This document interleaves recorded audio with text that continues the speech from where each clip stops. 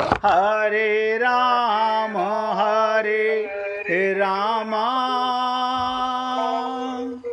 राम राम हरे हरे, हरे कृष्ण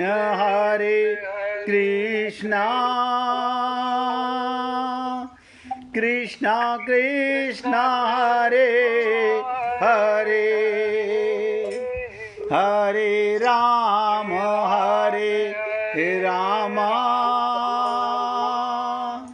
राम राम हरे हरे, हरे कृष्ण कृष्ण कृष्ण हरे हरे, हरे राम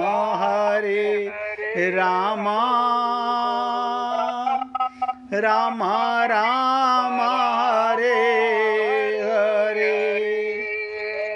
सभी पुण्य आत्मा पूरी एकाग्रता के साथ सुने और देखिए, ये वो सत्संग नहीं है आप घर का काम करते करते समझ पाओगे। आपको लगेगा, लेकिन है नहीं ऐसा। गीता में केवल कर्मयोग का, केवल ज्ञान योग का अथवा केवल भक्ति योग का ही वर्णन हुआ हो, ऐसी बात भी नहीं है। तीनों योगों के अलावा यज्ञ की भी चर्चा आएगी, दान की भी चर्चा आएगी, तप की भी चर्चा आएगी, ध्यान योग की बात भी आएगी, प्राणायाम की बात भी आएगी, हठ योग की, लय योग आदि साधनों का भी वर्णन किया गया है गीता में। इसका खास कारण यही, गीता में अर्जुन के प्रश्न, ध्यान से सुनो, अर्जुन के प्रश्न युद्ध के विषय में नहीं है। अर्जुन के प्रश्न युद्ध के विषय में नहीं है, फिर किस लिए? कल्याण के विषय में है, कल्याण के लिए। और भगवान के द्वारा गीता कहने का उद्देश्य भी युद्ध कराने का बिल्कुल नहीं है। अर्जुन अपना निश्चित कल्याण चाहते थे, निश्चित कल्याण चाहते थे। कल्याणकारक इसी को साधन कहते हैं। उन संपूर्ण साधनों का गीता में संक्षेप वर्णन मिलता है। उन साधनों को लेकर ही साधक, आप और हम लोग जगत में गीता की विशेष आदर करते हैं। कारण साधक चाहे किसी मत का हो, किसी संप्रदाय का हो, किसी सिद्धांत को जानने वाला हो, मानने वाला हो, पर अपना कल्याण सब चाहते हैं। लेकिन आप और हम लोग ये संसार का सुख पाने के लिए जो कि छोड़ के मरोगे उसे सुख मानते हो। अब क्योंकि मैंने आपसे कर्म योग, ज्ञान योग, भक्ति योग, आगे जब एक एक श्लोक आएगा उसके ऊपर इन सब बातों को अगर आप लोगों ने ध्यान से सुना होगा तो बहुत जल्दी प्रत्येक श्लोक को समझने का सामर्थ्य आपके पास आ जाएगा। जैसे ABCD जानने वाले को बुक पढ़ने में आसानी हो जाती है। राजकुमार जी, मोबाइल की आवाज़ बंद कर लीजिए। अब ध्यान दीजिएगा, साधनों की बात की गई। साधन की भी दो शैलियां गीता में आएंगी। अब जो आपसे चर्चा कर रहा हूं ये समझिएगा। बस इसके बाद आपके साथ गीता के अध्याय के प्रथम श्लोक की चर्चा चालू करूंगा। लेकिन ये साधन की जो शैली है, सारा संसार साधन करता है। हर गुरु अपने शिष्यों से साधन कराता है, साधना कराता है। अब यहाँ पर आप हम लोगों को एक एक शब्द को ध्यान से सुनने की, समझने की, जानने और मानने की आवश्यकता है। सुनने की, समझने की, जानने की और मानने की। ध्यान दीजिएगा, जीवन में एक तो चेतन परमात्मा का अंश है। बहुत ध्यान से सुनो। जीवन में आप और हम लोग कौन है? जीव। और जीव का जीवन क्या मतलब? आप और हम लोग जिस समय में विचरण कर रहे हैं, ये हमारा जीवन है। और हम कौन है? जीव हैं। जीव का ही जीवन होता है। और जीव में एक तो चेतन परमात्मा का अंश है। इस शरीर में क्या है? एक तो जड़ प्रकृति का अंश है, एक तो जड़ प्रकृति का अंश है, और एक चेतन परमात्मा का अंश है। जब कोई शरीर छोड़ के जाता है तो हम क्या कहते हैं? अभी आप 2 घंटे लेट हो गए, 2 घंटे पहले आप आते तो मिल जाते। अब वो गए। अब कौन गया? यानी उस समय हमारा ज्ञान ये कह रहा है कि आत्मा गई, लेकिन सारा जीवन आत्मा के कारण शरीर चल रहा है, उसका हमें ज्ञान नहीं है। बच्चा पैदा होता है, तब से सांस लेकर आता है और आखिरी सांस छोड़कर जाता है। यानी सांसों के रूप में परमात्मा की अनुभूति होती है, लेकिन हम माया में ऐसे लिप्त हो जाते हैं कि हम भगवान को तो भूल जाते हैं, नित्य प्राप्त परमात्मा की अनुभूति भूल जाते हैं। और हम जीव हैं। जीव माने क्या मतलब होता है? जिस शरीर में जाएंगे उसे जीवन दान देंगे, उसे चेतन कर देंगे। मुर्दे के शरीर में आत्मा आ जाए तो मुर्दा खड़ा हो जाता है, चेतन हो जाता है। ये शरीर सबका जड़ है, लेकिन इसके अंदर एक जीव है जो चेतन परमात्मा का अंश है, और शरीर प्रकृति का अंश है। चेतन अंश की मुख्यता से ही परमात्मा की इच्छा करता है, और जड़ अंश की मुख्यता से वो संसार की इच्छा करता है। शरीर संसार का सुख चाहता है, और जीव आत्मा परमात्मा का सुख चाहती है। देखिएगा, दोनों चीजें हैं। जड़ अंश की मुख्यता वो संसार की इच्छा करता है, और जीव क्या चाहता है? वो परमात्मा का अंश है, परमात्मा को पाने की इच्छा करता है। इन दोनों इच्छाओं में ध्यान से सुनो, परमात्मा की इच्छा तो पूरी होने वाली है, परमात्मा की इच्छा पूरी होने वाली है, पर संसार की इच्छा कभी पूरी होने वाली नहीं है। कुछ सांसारिक इच्छाओं की पूर्ति होती है, और दिखने पर भी वास्तव में उनकी निवृत्ति नहीं होती।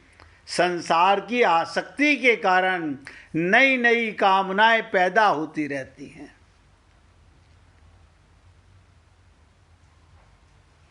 संसार के अंदर नई नई इच्छाएं पैदा होती रहती हैं।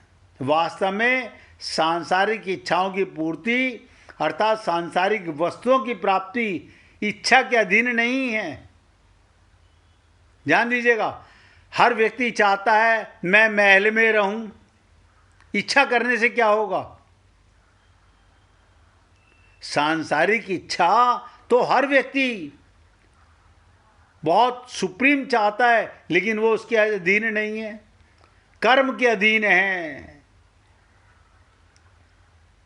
परंतु अब ध्यान से सुनो, जो मूल चीज बताने जा रहा हूं, परमात्मा की प्राप्ति कर्म के अधीन नहीं है। परमात्मा की प्राप्ति कर्म के अधीन नहीं, स्वयं की, स्वयं माने आत्मा की प्यास, अभिलाषा, उत्कंठ, जिज्ञासा, परमात्मा की प्राप्ति हो जाती है। अब सर फूटे या माथा, मैंने तेरी राह पकड़ ली। लेकिन ऐसा होता नहीं है। हम सुबह से लेके शाम तक संसार के कामों में कितने व्यस्त रहते हैं। और मैं कहता हूं व्यस्त रहो, लेकिन अपने को और अपने प्रीतम को कभी मत भूलो। भूले रहते हैं। एक स्त्री के छोटा बच्चा हो, वो एक जगह सो रहा हो, वो काम करती हुई भी उसका ध्यान रखती है। आप और हम भी शरीर से संसार का काम करते हुए नित्य प्राप्त परमात्मा की प्राप्ति का अनुभव कर सकते हैं, लेकिन करते नहीं हैं, क्योंकि हम अपने को आत्मा मानते नहीं हैं। इसका कारण ये, प्रत्येक कर्म का आदि और अंत होता है। प्रत्येक कर्म का कहीं से शुरुआत होगी, कहीं पर एंड होगा। इसलिए उसका फल भी आदि और अंत वाला ही होता है। किसी भी कार्य को करोगे, यहाँ से शुरुआत, यहाँ पर एंड, तो आदि अंत वाले के कर्मों से अनादि अनंत परमात्मा की प्राप्ति कैसे हो सकती है?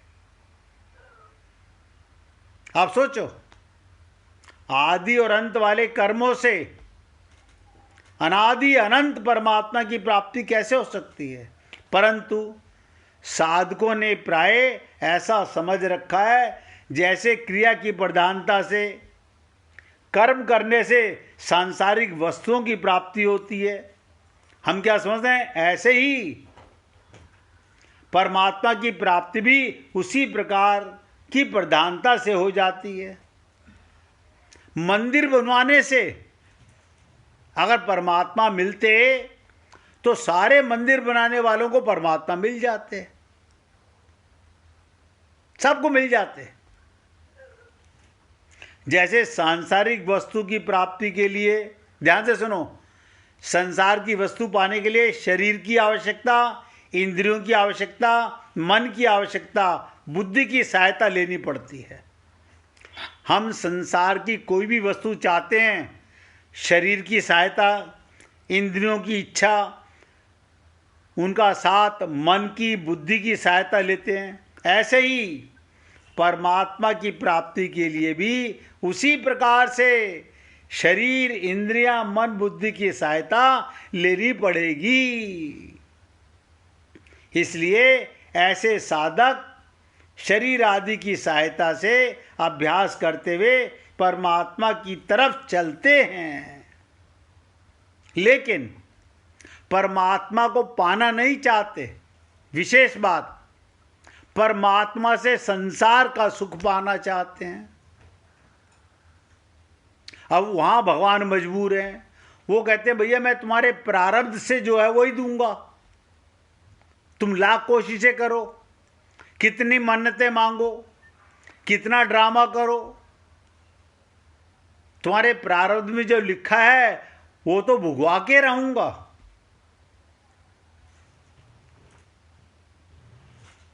इसी प्रकार आप लोगों ने सुना होगा, एक ध्यान योग होता है।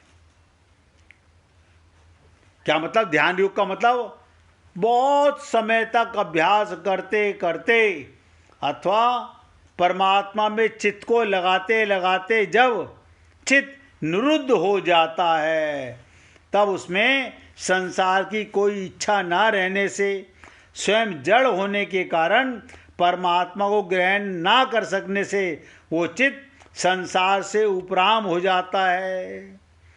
चित्त के उपराम होने से साधक के चित्त से अर्थात जड़ता से सर्वदा संबंध विच्छेद हो जाता है। इसकी कथा श्रीमद् भागवत महापुराण के 12वें स्कंद में आती है। जब व्यक्ति को शरीर से, मन, बुद्धि से, चित्त से भी संसार की इच्छा का त्याग कर देता है, तो वो स्वयं से परमात्मा तत्व का अनुभव कर लेता है। लेकिन बहुत गहरी बात, बहुत सरल मार्ग अब जो बताने जा रहा हूं, जो साधक आरंभ से ही, ध्यान दीजिएगा, आरंभ से ही परमात्मा के साथ, देखो जितने संत महात्मा हैं वो इस मार्ग से भगवत प्राप्ति कराना चाहते हैं। जो साधक आरंभ से, शुरू से ही परमात्मा के साथ अपना स्वतः सिद्ध नित्य संबंध मानकर, वो हम नहीं मान पाते। हम, देखो कमाल की चीज, शरीर के नातेदारों को, शरीर के रिश्तों को कितनी अहमियत देते हैं, परमात्मा को भूल जाते हैं। स्वयं से परमात्मा तत्व का अनुभव कर लेता है चित्त से निरोध होने पर, लेकिन सबसे सरल मार्ग क्या? मैं परमात्मा का शुरू से ही, जैसे बहुत से भक्त लोग कहते हैं अगर बचपन से हमारे को माँ बाप ने ये संबंध सिखा दिया होता, तो मैं कई बार कहता हूँ, मैंने कहा भैया इसकी चिंता या इसका मलाल मत करो, क्योंकि तुम आज भी बच्चे ही हो। बोले हम बच्चे कैसे हैं? मैंने कहा यही तो अज्ञानता है। तुम शरीर को मैं मानते हो, शरीर बूढ़ा हो रहा है, आत्मा तो परमात्मा का अंश है, बच्चा है। जब आंख खुले तब सवेरा, जब आंख खुले तब सवेरा। अजामिल पापी, आप सोचो, एक 5 मिनट का सत्संग सुनने के बाद देवदूतों का और यमराज के दूतों का उसे ज्ञान हो गया, आत्मज्ञान हो गया। लेकिन आप और हम लोग अपना संबंध सदा परमात्मा के साथ मानते नहीं हैं।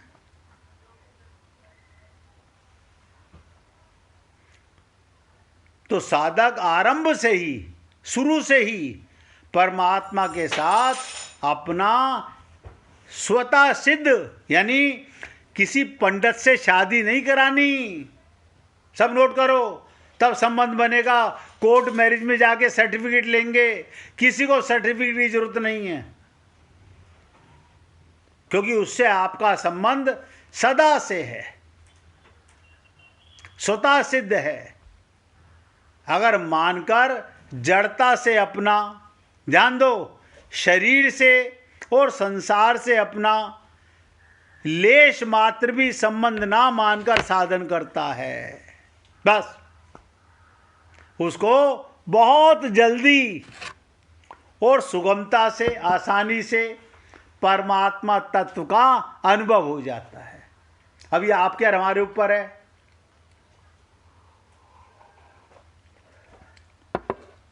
देखिए हमारी भाभी जी अभी बॉम्बे में सुन रही हैं सत्संग, उन्हें कई साल हो गए सुनते हुए।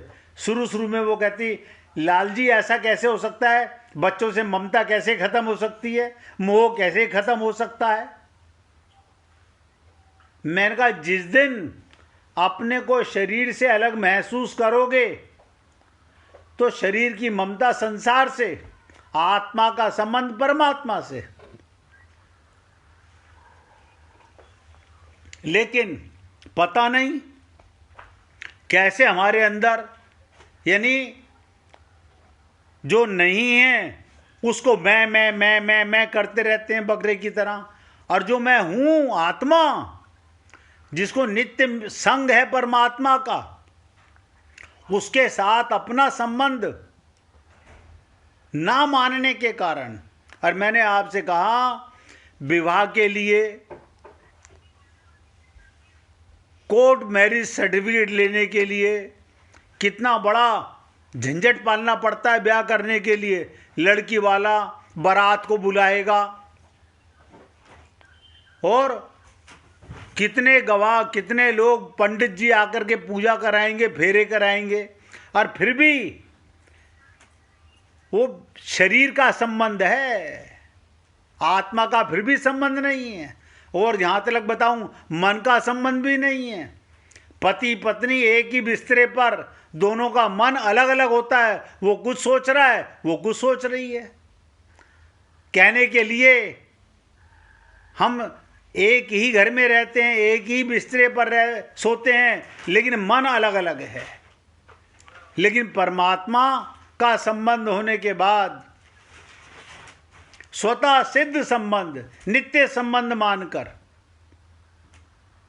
और जड़ता के साथ, शरीर के साथ, संसार के साथ, संसार के समान के साथ अपना संबंध ना मानकर जो साधन करता है उसको बहुत जल्दी सुगमता पूर्वक परमात्मा की प्राप्ति का अनुभव होने लगता है।